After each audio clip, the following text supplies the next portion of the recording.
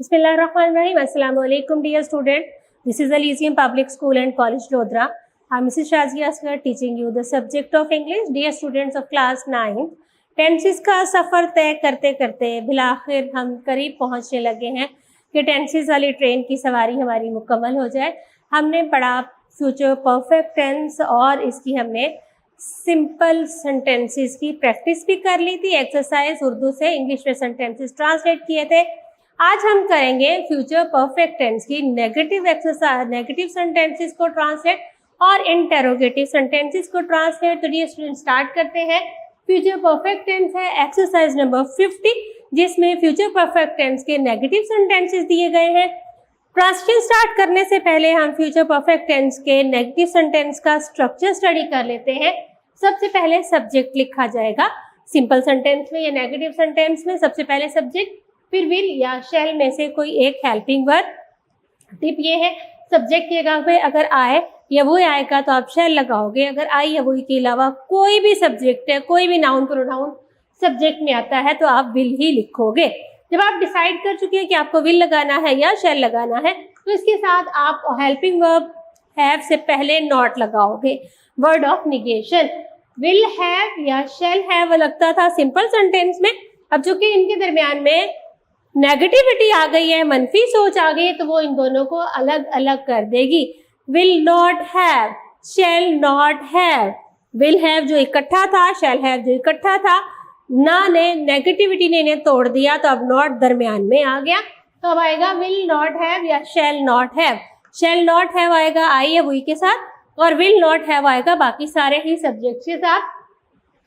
Subject will not have या shall not have plus verb की third form plus object plus full stop. तो ये है negative sentence का स्ट्रक्चर।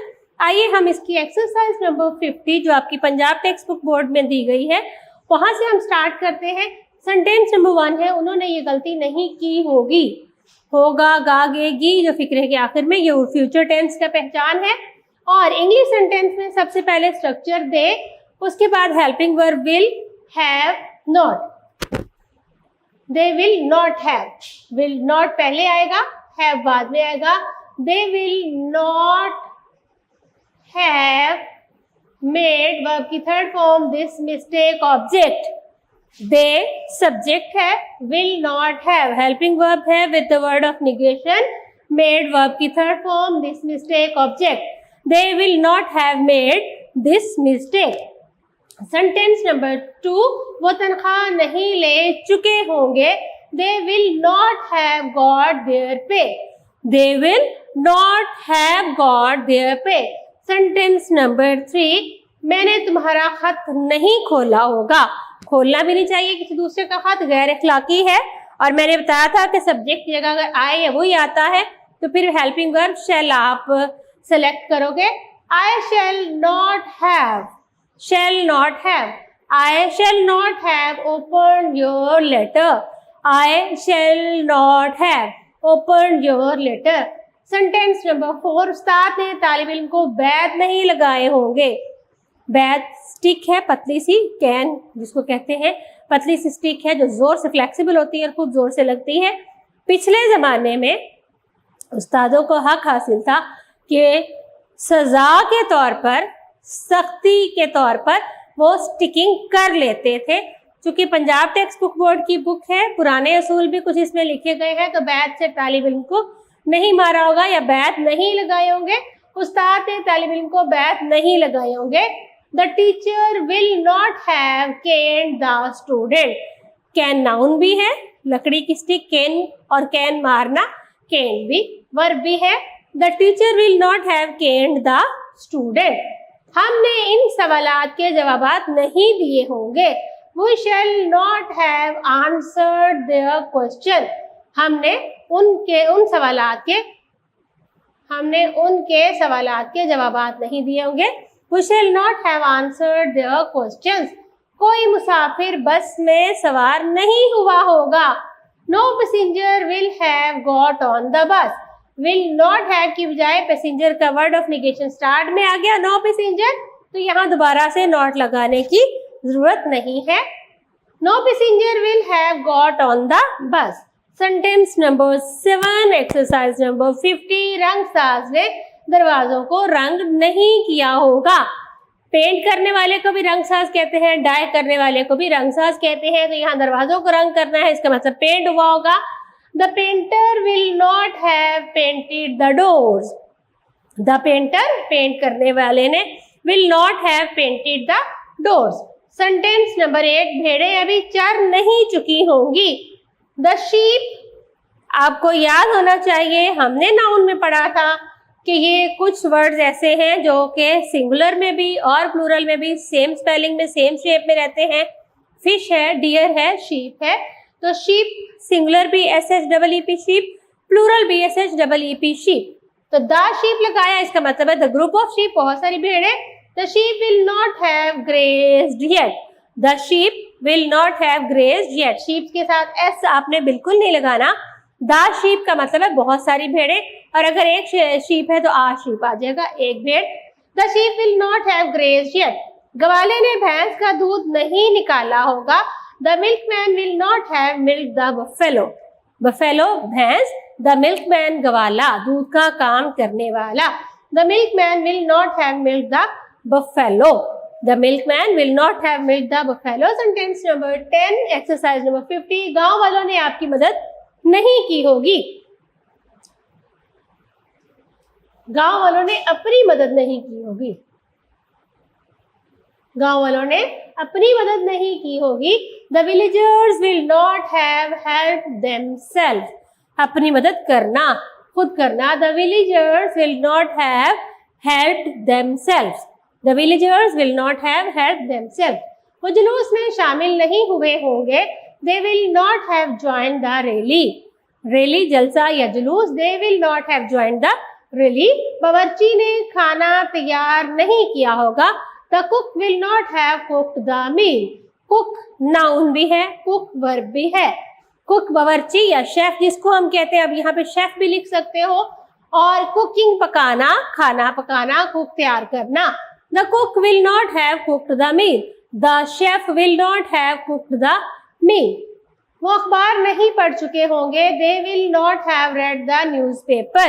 Read, read, read, तीनों forms में स्पेलिंग सेम है, प्रोनाउंसिएशन में आप डिफरेंस करते हो। READ read, READ read, first form READ read, second form READ read, third form read, red, red. They will not have read the newspaper. डाकिया मेरा खत नहीं लाया होगा। The postman will not have brought my letter. Bring, brought, brought, third form लगानी, bring की brought है। The postman will not have brought my letter. Sentence number 15, negative sentences of future perfect tense, exercise number 50. The last one sentence of exercise number 50 is, इसने गरीब आदमी का मजाक नहीं उड़ाया होगा। He will not have made fun of. इकट्ठा आएगा, made fun of, किसी का मजाक उड़ाना, made fun of, made fun मजाक उड़ाना, of prepositions के साथ फिक्स है। He will not have made fun of the poor man. He will not have made fun of the poor man. Exercise number 51 tense है future perfect. और अब आते हैं इंटेरोगेटिव यानी सवालिया फिक्रे, जिसके आखिर में साइन ऑफ इंटेरोगेशन आपने नहीं भूलना है। स्ट्रक्चर आएगा विल या शैल, सब्जेक्ट से पहले आएगा। 1 मिनट के लिए रुकेंगे, सब्जेक्ट देखेंगे क्या है। अगर सब्जेक्ट में आए या हुई है तो यहाँ आप शैल लगाएंगे। अगर सब्जेक्ट में आई या हुई की जगह कोई भी और सब्जेक्ट है, नाउन प्रोनाउन है, तो विल लगाओगे। शैल के बाद हैव है, फिर वर्ब की थर्ड फॉर्म, फिर ऑब्जेक्ट और फिर साइन ऑफ इंटेरोगेशन। और अगर फिक्रा डबल इंटेरोगेटिव है तो क्वेश्चन वर्ड स्ट्रक्चर से पहले लगेगा, बाकी सारा स्ट्रक्चर है सच रहेगा। आइए इसकी एक्सरसाइज सॉल्व करते हैं। 51 सेंटेंस नंबर 1 है कि इंजीनियर इस नक्शे को मंजूर कर चुके होंगे। सवालिया फिक्रा, आखिर में साइन ऑफ इंटेरोगेशन। स्टार्ट होता है will the engineers have. Will have, shall have इसका हेल्पिंग वर्ब है, विल पहले आ जाएगा और सब्जेक्ट के बाद हैज या हैव आना है, हैज आना ही नहीं सेंटेंस में। Will the engineers have approved this map. Will the engineers have approved this map. Sentence number 2, गांव वालों ने गांव को कैसे सजाया होगा। डबल इंटेरोगेटिव है, वर्ड ऑफ इंटेरोगेशन पहले आएगा, फिर हेल्पिंग वर्ब विल या शैल आएगा, सब्जेक्ट के बाद हैव आएगा। How will the villagers have decorated the village? How will the villagers have decorated the village? क्या बशीर ने इस्तीफा दे दिया होगा? Will Bashir have submitted his resignation? Will Bashir have resigned भी ठीक है. Will Bashir have submitted his resignation? Sentence number 4.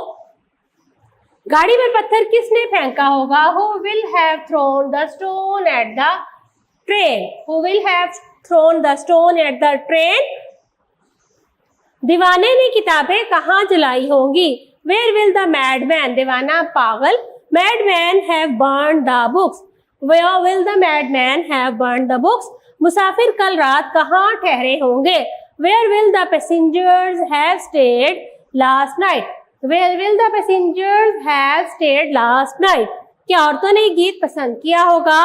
Will the women have liked this song?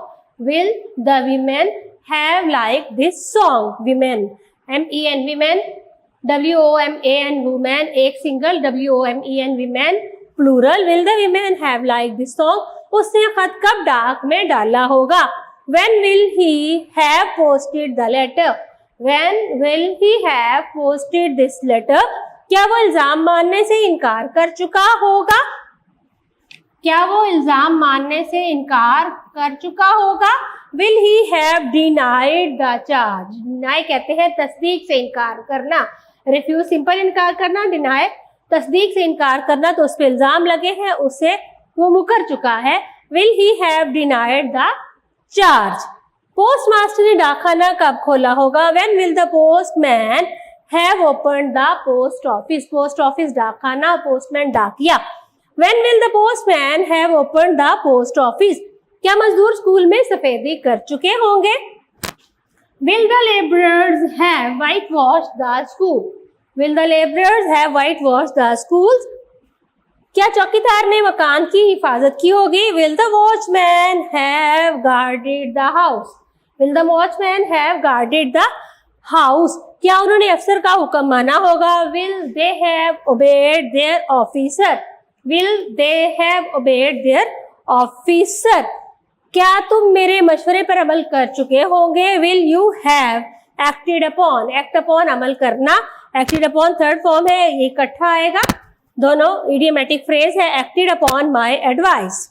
Will you have acted upon my advice? And the last sentence of this exercise is उसको हादसा कहाँ पेश आया होगा? Where will he have met with? Met with पेश आना, the accident. Where will he have met with the accident? Dear student, ये थी फ्यूचर परफेक्ट टेंस की एक्सरसाइजेस. इंशाल्लाह अगले लेक्चर में हम फ्यूचर का लास्ट टेंस करेंगे, फ्यूचर परफेक्ट कंटिन्यूस. इनको एक्सरसाइज को आपने अच्छे से याद भी करना है, अपने पास नोट भी लिखना है. अपना ख्याल रखिएगा. Thank you very much. Allah Hafiz.